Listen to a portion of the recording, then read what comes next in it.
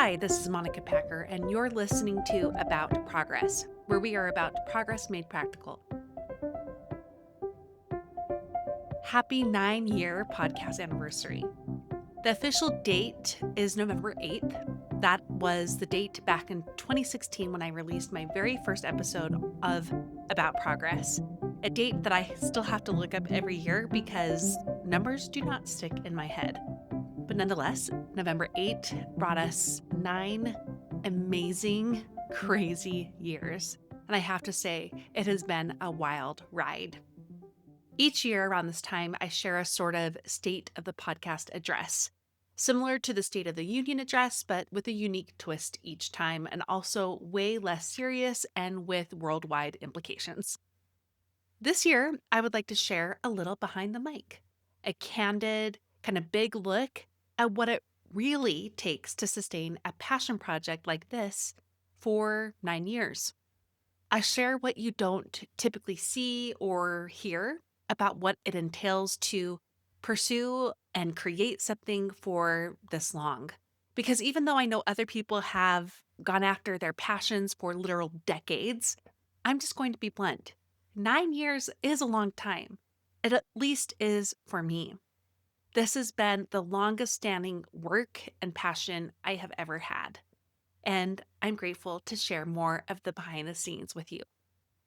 We're going to begin with how the podcast is doing, and then I'll speak to the creative cycles, burnout, and evolutions that come with being a creator. And I'm not talking about a digital creator, although it could be, but more about being a creator as a human.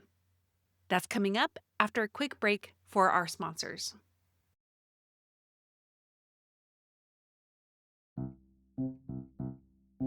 I have really exciting news on the book front. A quick catch up if you haven't heard, I have been writing a book on gentle, flexible habit formation for women this year. And I am so lucky to have gotten a literary agent and now a book deal, which means I can officially tell you the book is called Happy Habits and it will be released hopefully in the fall of 2026. And this is where I need you.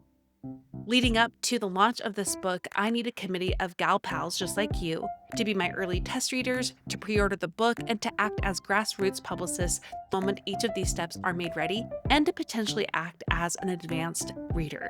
Would you like to be on that book launch committee and get the latest updates, behind the scenes, and first dibs on all book news while you're at it? Go to aboutprogress.com/book committee. And when you sign up, you'll get a newsletter automatically with all the past updates I've given, including behind the scenes and sneak peeks. The link is in the show notes for you. Again, it's aboutprogress.com/book committee. I can't wait to share as much as I can with you along the way, and I am so eager for you to get your hands on this book.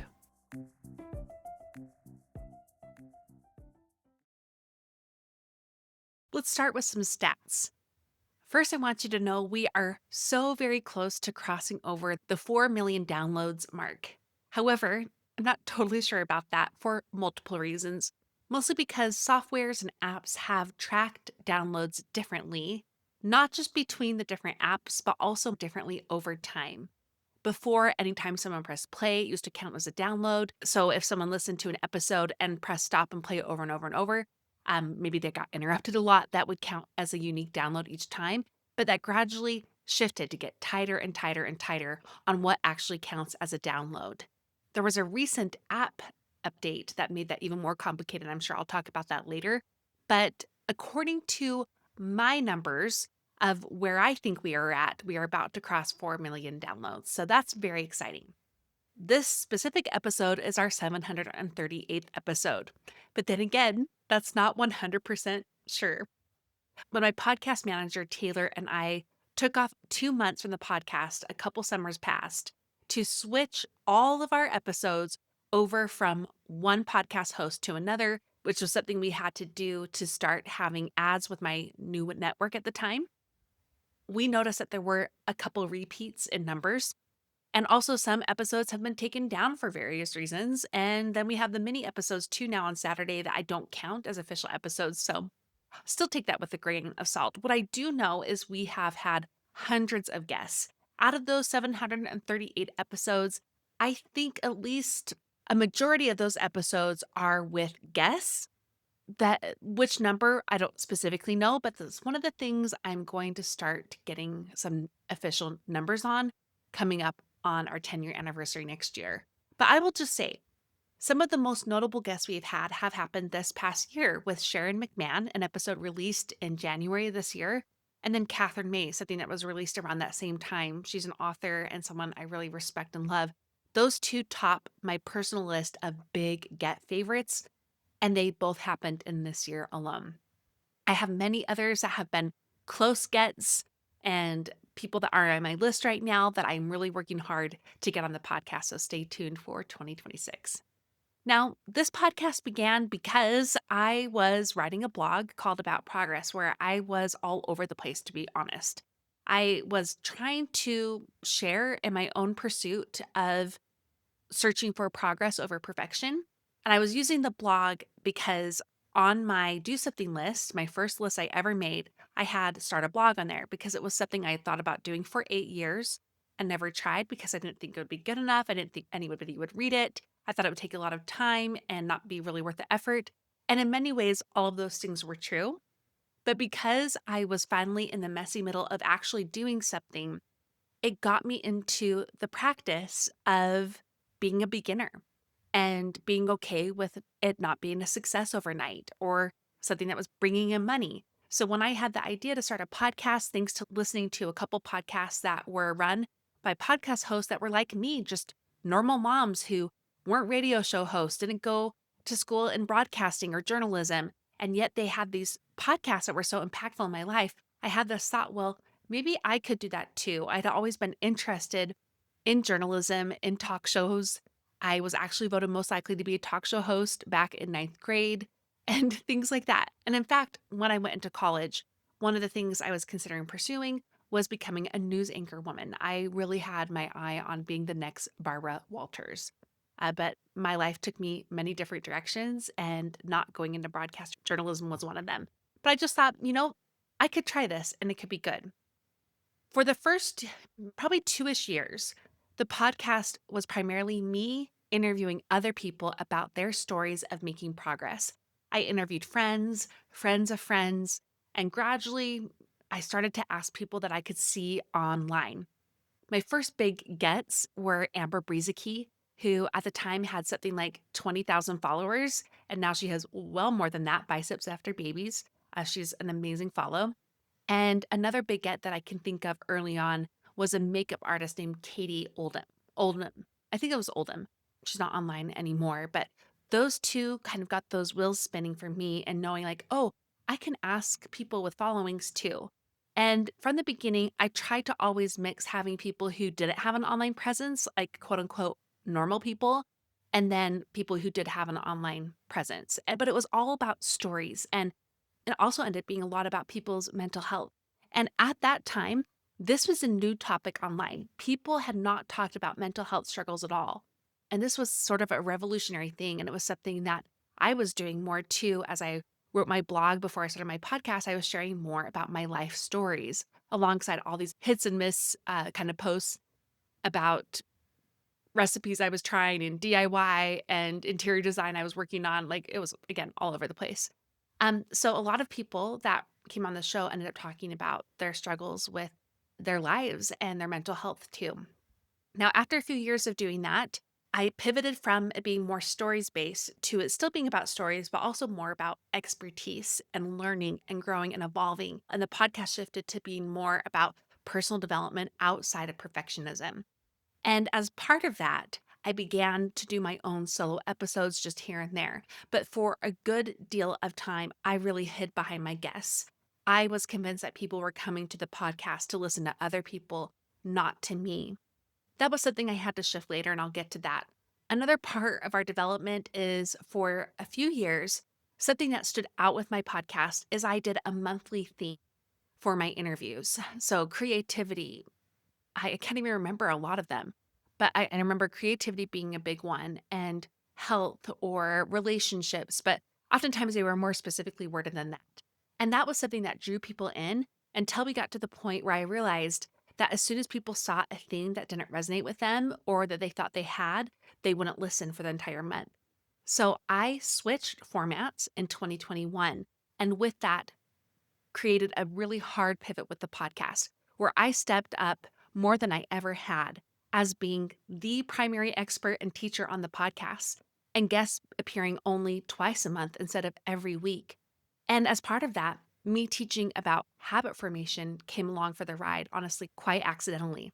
So since 2021, some things, of course, been tweaked and been tightened and evolved, but we're still kind of in that space, and it's feeling good that way too, of it being this podcast where you come to learn, you come to get motivated. I try to ensure that every single month I have at least one episode and or interview that is very, very practical. Think like, here's how you can improve your meal planning for dinners for your family, or here's what's going on with perimenopause if you want to learn more about it.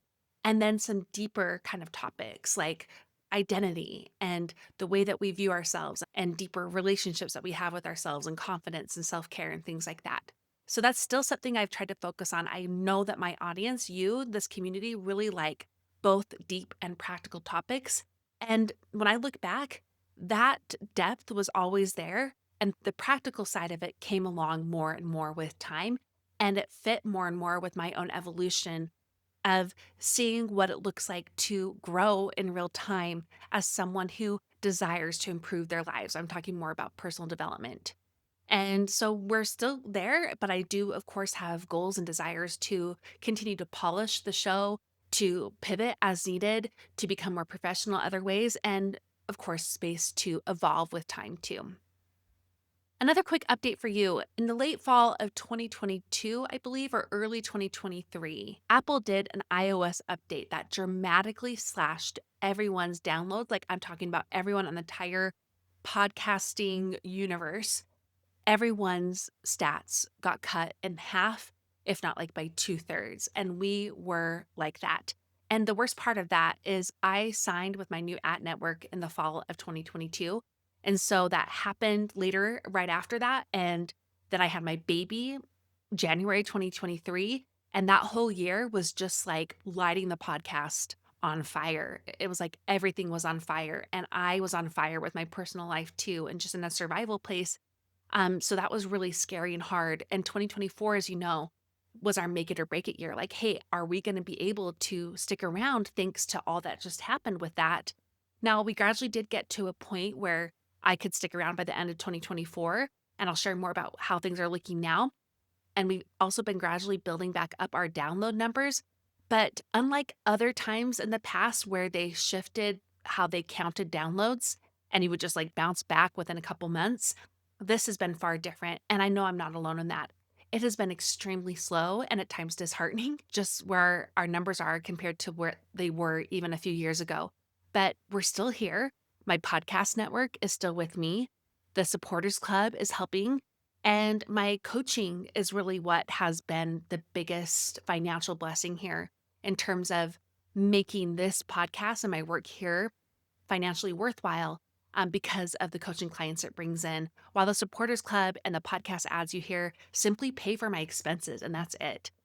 Another thing that came along the ride is in 2024, we really started to work on making the podcast video friendly. And that is still something we are trying to tighten up and work on all the time.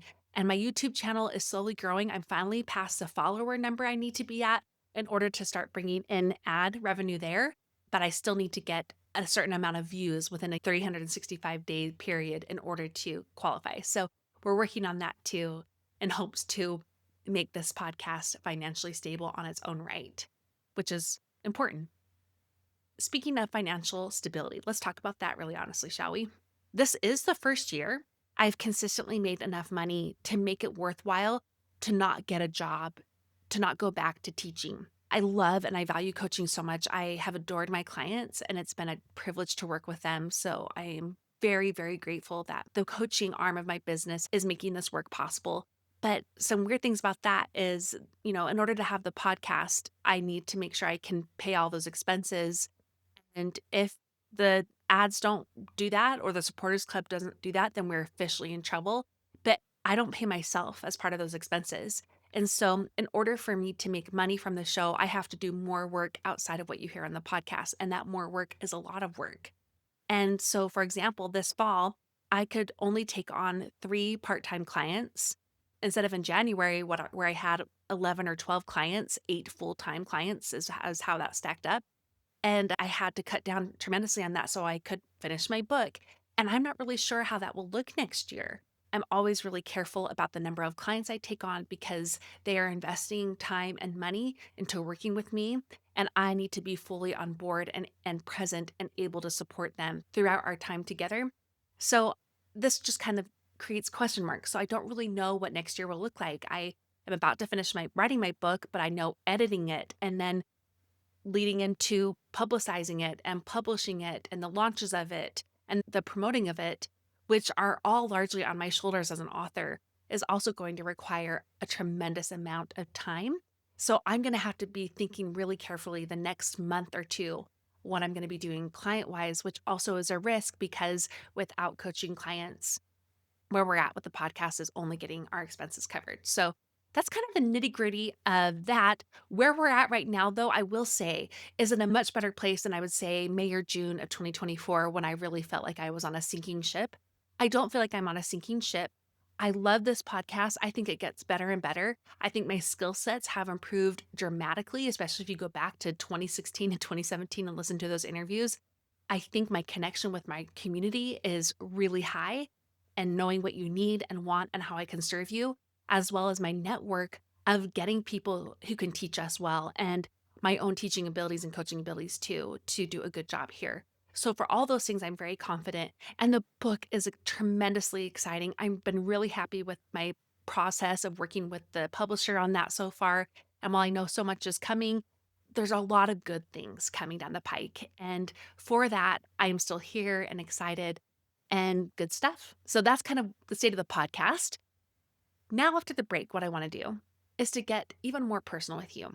And I'm going to take you behind the mic and talk about what it looks like to be a person who is pursuing a passion or who is creating something, who is going for something big and even hard, but that requires many, many years worth of effort and mistakes and ups and downs. And I'm going to share that not as like a pedestal that I'm going to put myself on and say, hey, here I'm the model, like follow me or be amazed by me. It's not about that. You're going to hear a lot of the nitty gritty, but I'm sharing this more to help you know what it looks like to try because I want to encourage the women who are listening to raise their hands, to reclaim their lives, to create their lives, and in doing so, to understand that with the creating also comes a bit of chaos. So that's all coming up after a quick break for our sponsors.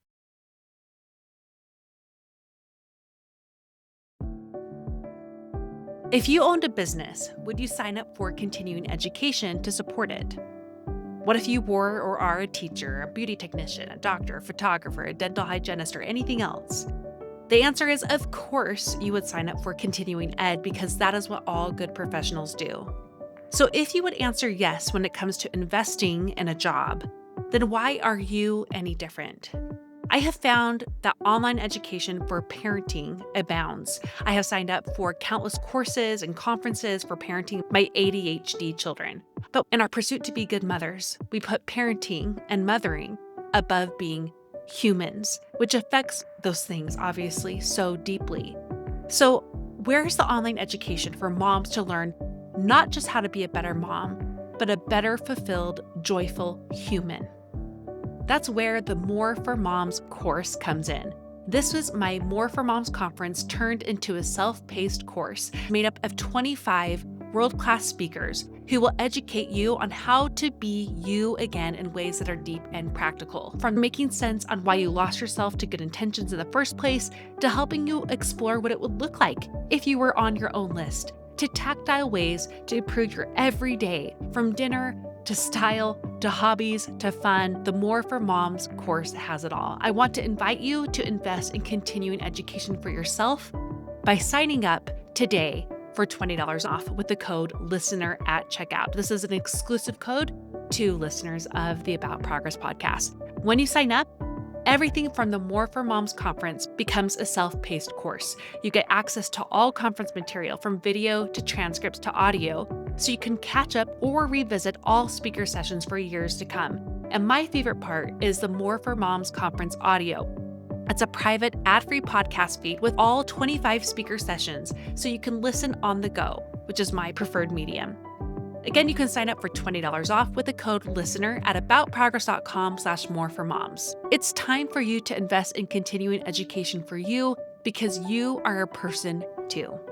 Again, sign up at aboutprogress.com/moreformoms for $20 off using the code LISTENER at checkout.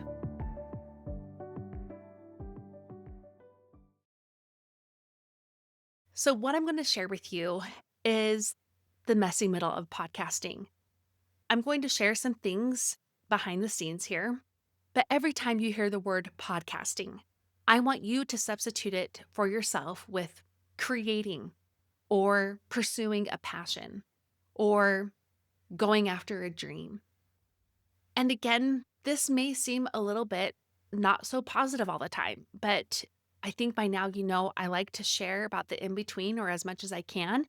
We've had a lot more episodes lately where I've been doing that. And in many ways, it feels very vulnerable, which is something I'm going to talk about. And I don't ever want this to come across as navel gazing. But since it's the state of the podcast address, and I'm wanting to talk more honestly about what it looks like to put something out there and to work on something and to do so over 9 years, then let's just do it. Let's give myself permission to just share what my form of creating and pursuing a passion podcasting is like for me. First, podcasting, again, separate the word with creating or pursuing a passion, and that's the last time I'll remind you to do that. Podcasting is work. The podcast began more as a personal pursuit, although I will say from day one that a big part of what I was trying to figure out as a brand new 30-year-old with 3 little kids was how I was going to help financially support my family. And while I didn't think the blog would do it, I thought maybe something from it would, whether I got into interior design or became a chef or went back to school. Now, podcasting came along the ride, and it's something that I felt like I had a lot of affinity for and a natural skill set for, but also a passion to pursue and grow. And it could be the thing that helped me have a job that had the flexibility I needed for my family and also contribute financially to our home. Now, because of that, while it began more as a personal pursuit and maybe even a hobby, I was still serious about it. But as time has worn on, year after year, creating the podcast has been way less about it being a hobby and way more about it being a career. This was something I used to be able to squeeze in during naps and even after bedtime. But now I could literally work 8+ hours a day on the podcast and everything that's connected to it. Instagram, more personal, my coaching clients, and I would still always feel behind, even if I had 8 hours a day.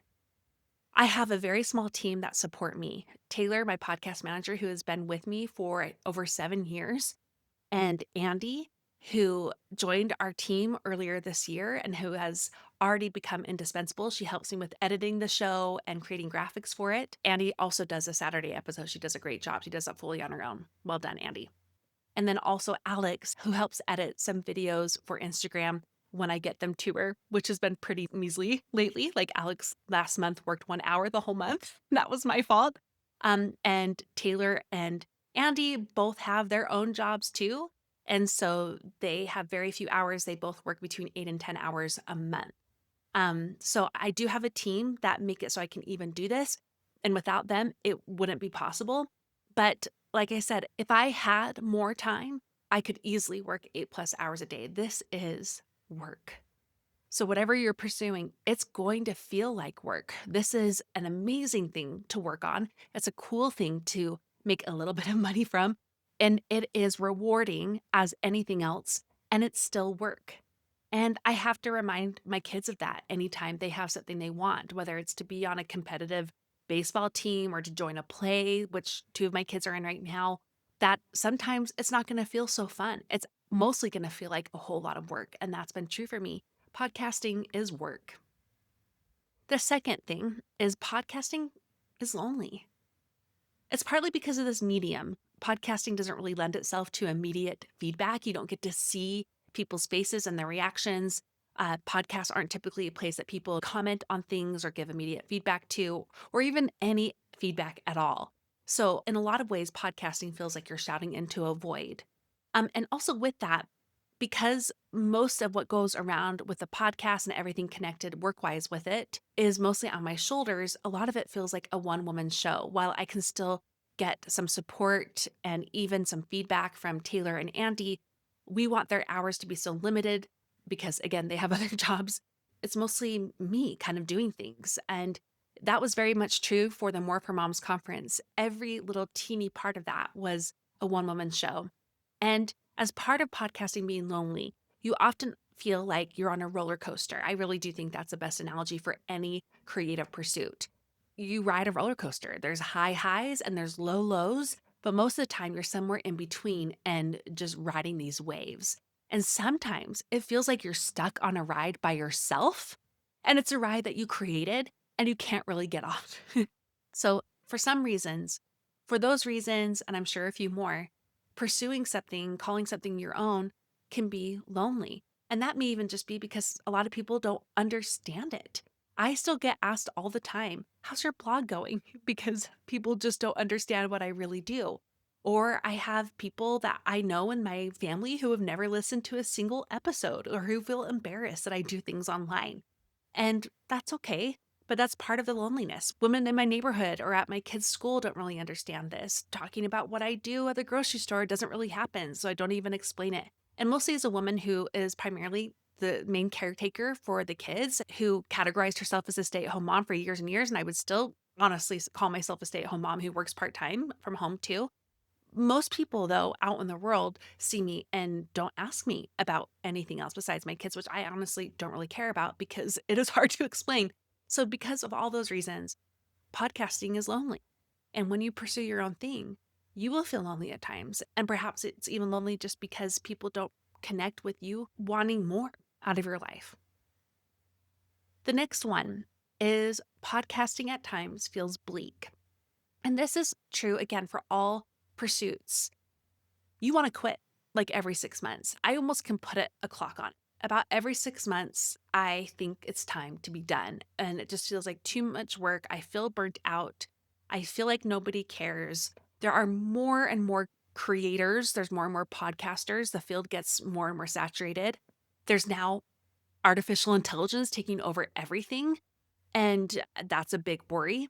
There's always going to be demands for pivots, such as us having to pivot to more video content, pivoting on Instagram all the time, which is exhausting. And I'm honestly going to say I'm just not great at it. I'm not great at Instagram, but it's still important to the work. So I still keep showing up there. I choose to keep showing up there.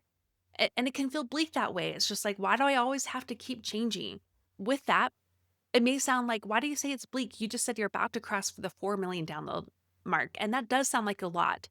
But remember, that's spread over 9 years, 9 years of roller coaster rides, 9 years of having great downloads at certain periods and you not even knowing they're great downloads until an iOS update slashes all your numbers by half to two-thirds. And it's like starting over again.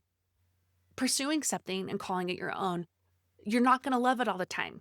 You're going to want to quit.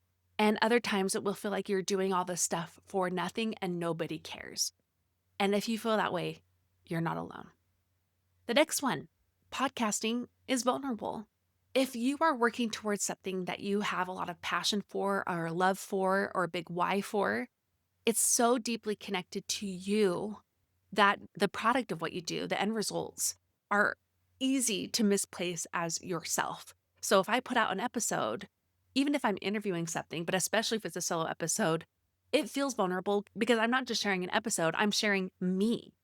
And, because of that, if there is feedback that feels more pointed or at times very critical, which luckily doesn't happen that often, there are some rewards to not being super big online. It feels like a criticism of me specifically. And this is something I have worked on and I'm continuing to work on. But also, there are parts of it that put the heart into what I do.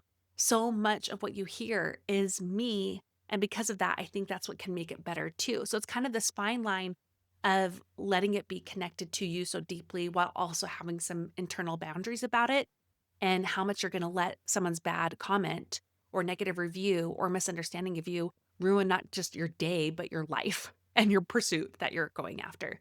So it's vulnerable to put yourself out there, but that doesn't mean you're doing it wrong, I would say. The next thing is podcasting is stretching. There is no better way for me to practice what I preach to you about the process, about progress, about the messy middle, about small wins building over time, deep self care, finding yourself, never too late, all of those things. Nothing has been better about me practicing what I preach than podcasting. And it's because it personally, professionally, and even spiritually stretches me in every way. As part of the stretch, I've learned that you have to evolve or you disintegrate or you die in the vine. I've had to learn how to pivot, to take on whatever is next, whether it's reels or more video content or changing the way I'm doing ads or coaching or the format of the show. I've had to learn to take those in strides and be creative with them and to approach that with more curiosity and even courage and to evolve so that I can continue to stretch and as part of that, continue to grow. So if you're feeling stretched with your pursuit, you're doing it right. And the final one, and this one is honestly the most important, podcasting is deeply fulfilling. All the other notes I shared with you about what it's like to be in a creative pursuit or pursuing a passionate project over many years worth of time, everything I shared about those things kind of felt a little bit scary and unattractive. Like, who would want any of those things? But it's this last one here. This is why. So, everything I do with About Progress, from podcasting to coaching, is so incredibly and deeply fulfilling and rewarding. And that's why I haven't quit. And that's why I don't have plans to yet. I've definitely had to evolve, as I said. I've had to face my demons. I've had to face my insecurities. I've had to work hard and harder. I've had to tweak and prune how I do things. But I genuinely love doing this work as much as it is work and it can feel bleak and vulnerable and lonely and stretching. It is the thing that has made me feel most like myself and that has pushed me to grow and to become more of myself. I truly do love this work. So, does me sharing about my own passionate pursuit make you want to pursue your own, or now you're like, no, thank you? Again, I want to remind you that in doing so, that last one, how fulfilling pursuing something that you're calling your own and how fulfilling that thing is, it outweighs all the negative. And that's why I'm able to navigate these swells and these rises and dips in satisfaction and at times burnout and even fear, because there is so much gratification and even joy in creating. And as part of that, creating my own life and pursuing passions that call to me. So, with that kind of mixed bag, I guess, although again, the last one outweighs everything, after the break, I want to share what's next. What's the future of About Progress?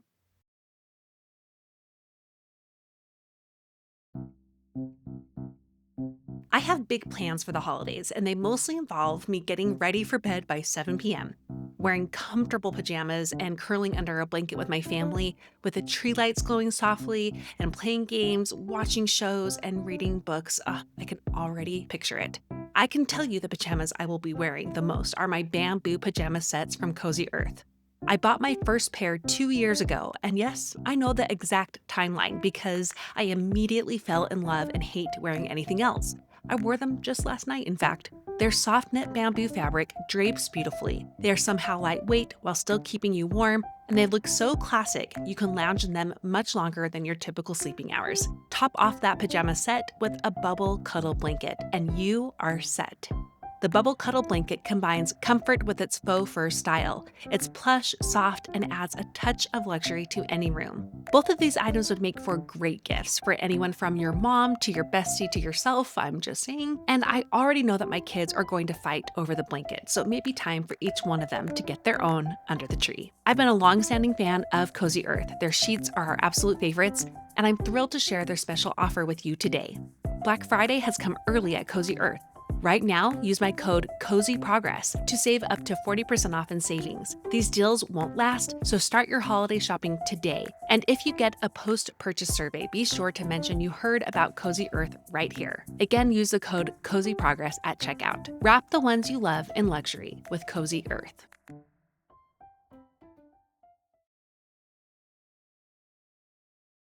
So, what is the future of About Progress? Right now, we are starting our 10th year of podcasting. And I want to lean into that because 10 honestly feels like a huge number. And I know we're for sure going to get to that anniversary. I'm not sure, to be honest though, if the podcast will continue after that 10 year. It depends on a lot of things. It depends on if our growth can start ticking up a little bit more, if we can make up the difference better with that iOS change that happened in the late fall of 2022. It depends on if the supporters club grows and my ad revenue increases so that I can more easily cover my expenses and pay myself. It depends on if I have the bandwidth to add on more coaching clients and more work to make up whatever that difference is. It depends on how the book does.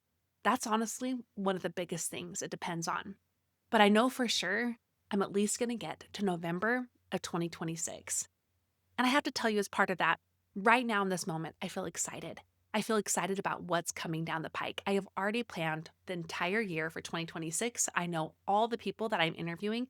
I also have a bunch of solo episode ideas, and it's all sketched out on a giant spreadsheet and also on a Google Calendar. Additionally, I am super excited about the book. As I'm sharing this right now, I have a chapter and a half left to write, actually, two chapters. And that book writing process is going really well. I also feel like I'm getting taken care of by my publishing group, but I know there's so much that I have to learn and to stretch and do. And the hope for me is that the book helps bring in more people to this community, because a book can do that, but a book can just be another thing where you're shouting into a void. So, a lot of my work online with About Progress from the podcast to coaching and everything in between is dependent on how all of those things go. But for now, we're leaning in. And again, I'm excited to do so. And as part of that, I'm leaning into the podcast hard and I'm excited. What we're going to do, I want to celebrate 10 years the whole year. I don't want to wait till November and just make it a passing comment like, wait, we just celebrated 10 years. Oops, sorry. I have done that other years. Where I'm like, oh, yeah, we did that thing. Or, oh, we had that success. I didn't even like sit on it or feel it. I want to do that for our 10 years, but hopefully in a way that's not obnoxious. So the current plan is we typically have 2 Grow Spurt episodes a month. In 2026, from January through November, I'm going to replace one of those episodes, one of those Grow Spurt episodes, with a Remember When episode, where I review each year of the podcast life starting in 2016. Now, this has been modeled off of how I heard Pantsuit Politics celebrate their own 10-year anniversary. And they did something like that, where they would share about what happened in politics and the news in that year and some of their own micro thoughts on that, and also their micro ones of like, wow, who were we as people and as podcasters then? So, modeled after that, what we're going to do is each month I'm going to share an episode of a past year, 2016 through 2026, what was happening in the country and the zeitgeist, and also personally, and sharing some noteworthy moments from that year in podcasting. And so that's going to be fun. And personally, for me, as a way to lean in with persistence, but also wise expectations, with hope, while also not getting totally wrapped up in the outcomes all the time, I want to create a little theme for my own work behind the scenes with the podcast. And I shared the episodes I'm going to share every month is a Remember When episode. My theme for myself is going to be Remember Why. I want to always be focused on why I'm here. And just so you know, I'm here for you. Doing work that helps women is what I'm ultimately the most passionate about. And it's what the podcast is really for, as well as coaching, obviously, and even the Instagram posts that I share. It's for women to raise their hands and to grow and change and to be who they are so it can change the world. That's why I'm here. I'm also here for me. I'm here for what it brings to me, how it challenges me. I'm here for how it fulfills me, how it excites me, and for whatever it may bring career wise with the podcast or maybe not. As part of honoring that why, I think it will help me better ride the roller coaster that will be 2026, especially a year where I publish what is hopefully the first of many books to come. So, whether my results are high or low, or big or small, from podcasting to book sales, I want to remember why I started this work, why I'm here, and why it's worth going. And maybe as part of that, to give space to know that why can translate to other things, to plan Bs and plan Cs, which I'm also keeping in my back pocket. As part of all of that, I would love your support. Many of you have been here from the very beginning. Others of you joined me quite recently, especially from the More for Moms conference. Regardless of when you joined our community for About Progress, keep listening. That is honestly the most important thing. Keep listening. Thank you. If you want to go the extra mile to supporting this work here and in ways that are free, share the show.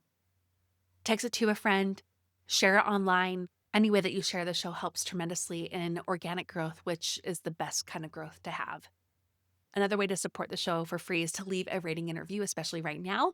We're doing our ongoing 9-year giveaway from now through the end of the year. And finally, another free way to support the show is to watch us on YouTube for some of the reasons I shared earlier, especially if you're a visual person. I think you'll like it there a lot. Now, if you want to go the extra mile in a way that is not free but still affordable, join the Supporters Club. This is extra needed right now. I have no idea what this year will bring numbers-wise in terms of podcasting and downloads, coaching clients, whether I can take a certain number on or not. Also, book sales. I have no idea what's going to happen with the advertising industry. I have no idea what's also going to happen with AI and how it could replace so much of what I do here. But the Supporters Club is our net. And our net right now needs to be both bigger and stronger. So if you can contribute even $2 a month with our cheerleader level, you can go to aboutprogress.com/support to sign up. And if you want more benefits, including more time and content with me, sign up for the Bestie level or the Ride or Die level. That's $5 a month or $7 a month, respectively. It is a true joy and honor to create content for those supporters. And more personal has been really fun and creative and different and also challenging. And I really do my best to make it not a charity for you to contribute to my work here. And I thank you for doing that. And I thank you for supporting the show. So with that all being said, I do know times are tough for so many. And so a gentle reminder before I sign off, your listening ears matter the very most. So thank you for lending them. Thank you for listening. That's it for the State of the Podcast address. Whether or not you want to pursue podcasting or you want to get into art or sewing or you want to go back to school or start a new career, or if you have a passion project of your own from a nonprofit to doing an online business, I hope in listening about this can give you more of that perspective that maybe it doesn't feel so nice and pretty all the time. Maybe the results aren't exactly what you want all the time. But if you have enough of the why, you'll be able to continue along this path to progress. Again, thank you for listening. Now go and do something with what you learned today.